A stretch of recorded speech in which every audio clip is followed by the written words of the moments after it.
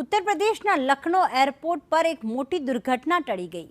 Landing દરમિયાન વિમાનના પૈડામાંથી તણખા નીકળવા લાગ્યા હતા। સાઉદી અરેબિયાથી લખનૌ પહોંચ્યું હતું આ વિમાન અને વિમાનમાં 250 જેટલા મુસાફરો સવાર હતા। લેન્ડિંગ દરમિયાન જે ટાયર હોય છે તેમાંથી તણખા નીકળ્યા હતા। સાઉદી અરેબિયાથી આવી રહેલા એક પેસેન્જર વિમાનમાં ટેકનિકલ ખામી સર્જાઈ। લખનૌ એરપોર્ટ પર લેન્ડિંગ દરમિયાન એક તણખા નીકળ્યા હતા। વિમાનના વ્હીલમાંથી તણખા જોવા મળ્યા હતા।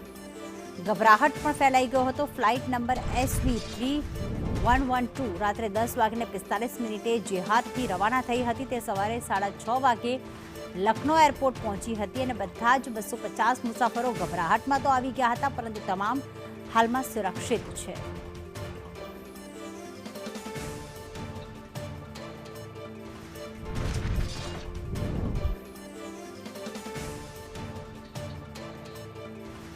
खास उत्तर प्रदेशના લખનૌ એરપોર્ટ પરની આ ઘટના કે જેમાં લેન્ડિંગ દરમિયાન વિમાનના ટાયરમાંથી તણખા જરતા જોવા મળ્યા હતા।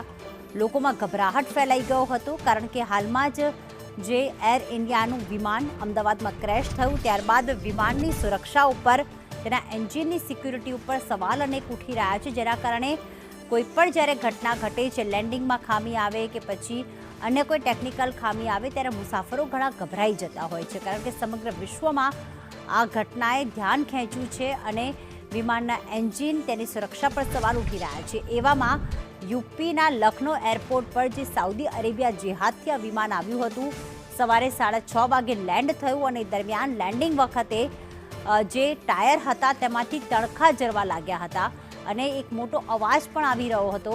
ત્યારે મુસાફરોને ગભરાહટનો માહોલ ફેલાઈ ગયો હતો, પરંતુ મુસાફરો જ્યારે ઉતર્યા ત્યારે રાહતનો શ્વાસ પણ લીધો, કારણ કે તમામ લોકો સુરક્ષિત છે। તણખા જર્યા હતા, પરંતુ કયા કારણસર જર્યા હવે એ તપાસનો વિષય છે। શું વિમાન ઉડાન પહેલા શું તેમાં ટેકનિકલ ખામી છે કે નહીં, કંઈક બીજી તકલીફ છે કે નહીં, શું તે ચેક કરવામાં નથી આવતું, જેના કારણે આવી ઘટનાઓ વધી રહી છે?